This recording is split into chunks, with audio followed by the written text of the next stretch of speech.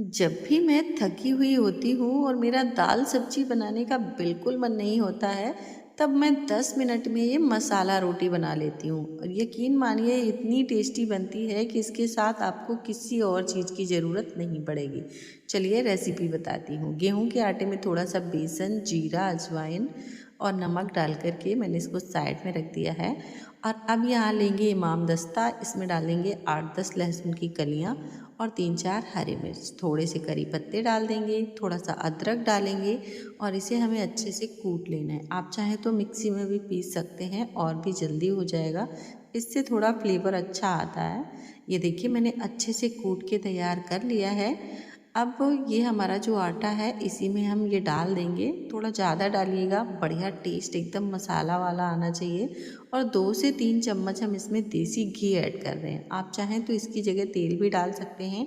1/4 छोटी चम्मच हींग डालेंगे और लगभग 2 कटे हुए प्याज डाल देंगे। थोड़ी सी बारीक कटी हुई हरी धनिया और थोड़ी सी बारीक कटी हुई पालक भी डाल देंगे। कसूरी मेथी डाल देंगे, साथ में डालेंगे लाल मिर्ची पाउडर और 1 चम्मच के जितना हल्दी पाउडर, 2 चम्मच धनिया पाउडर ऐड करेंगे। और यहाँ पर मैंने 1 नींबू लिया है, तो नींबू को इस तरीके से कट करके बीज हटा करके पूरा 1 नींबू का रस हमें इसमें डाल देना है। कंजूसी बिल्कुल भी नहीं करनी है, इससे बढ़िया खटास आती है और बहुत ही चटपटी तीखी सी हमारी ये जो मसाला रोटी बनके तैयार होती है। तो ये देखिए मैंने इसमें डाल दिया नींबू का रस और अब हमें क्या करना है कि इन सारी चीज़ों को हमें हाथों से बहुत अच्छे से मिक्स कर लेना है। मैंने यहाँ पर पालक का भी इस्तेमाल किया है। अगर आपके पास पालक ना हो, मेथी हो, तो आप इसमें मेथी भी डाल सकते हैं। अगर हरी मेथी ना हो तो फिर कसूरी मेथी थोड़ी सी ज़्यादा डालिएगा। बस थोड़ा थोड़ा पानी डाल करके हमें इसका बढ़िया सा टाइट डो रेडी करना है, बहुत ज़्यादा सॉफ्ट नहीं रखना है।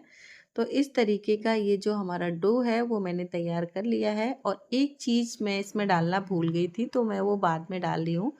1 मुट्ठी की जितनी मूँगफली के दानों को अच्छे से भून लेना है, फिर उसका पाउडर तैयार करना है। वो पाउडर इसमें ज़रूर डालना है।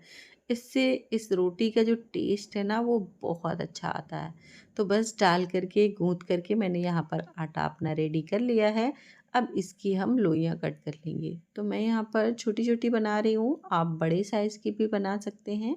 जैसे चाहें वैसे शेप इसे दे सकते हैं। तो यहाँ पर मैंने इस तरीके से मीडियम साइज़ की लोइयाँ कट कर ली हैं।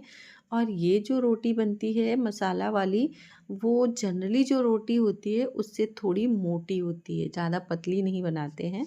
तो ये देखिए इस तरीके से एक लोई लेंगे, सूखा आटा लगाएंगे और इसे हमें थोड़ा मोटा बेल के तैयार कर लेना है।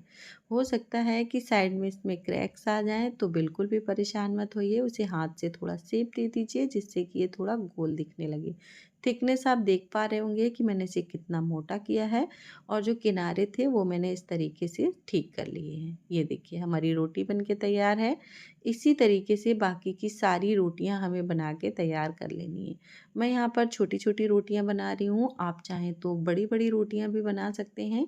बस ध्यान इस बात का रखिएगा कि रोटी थोड़ी सी मोटी रखनी होती है, क्योंकि ये जो मसाला रोटी बनती है ना वो थोड़ी खस्ता होती है। हमने इसमें घी डाला है जिसकी वजह से ये बहुत ही खस्ता रोटी बन के तैयार होती है, तो थोड़ा सा मोटा ही रखना होता है।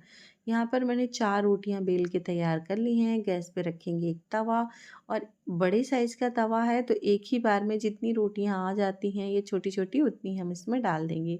तो 4 रोटियां जो हैं वो आराम से आ गई हैं, तो मैंने डाल दी हैं। मीडियम फ्लेम में इन्हें एक साइड से अच्छे से सिकने देना है। ये देखिए एक साइड से जब सिक गई हैं तो हम इनको पलट देंगे और फिर पलट करके दूसरी साइड से भी हमें इन्हें पका लेना है।